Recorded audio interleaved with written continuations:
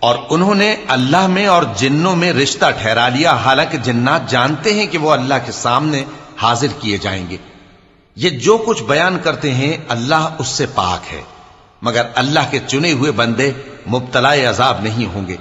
سو تم لوگ اور جن کو تم پوجتے ہو اللہ کے خلاف کسی کو بہکا نہیں سکتے مگر اسی کو جو جہنم میں جانے والا ہے۔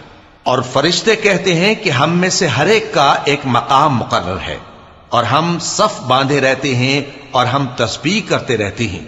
اور یہ لوگ کہا کرتے تھے کہ اگر ہمارے پاس اگلوں کی کوئی نصیحت کی کتاب ہوتی تو ہم اللہ کے چنے ہوئے بندے ہوتے۔ پھر اس سے کفر کرتے رہے، سو ان قریب ان کو اس کا نتیجہ معلوم ہو جائے گا۔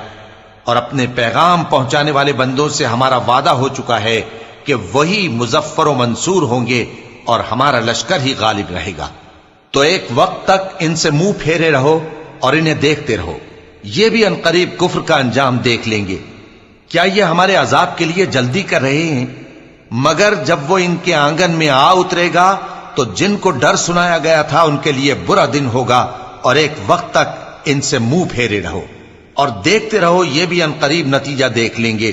یہ جو کچھ بیان کرتے ہیں تمہارا پروردگار جو صاحب عزت ہے اس سے پاک ہے۔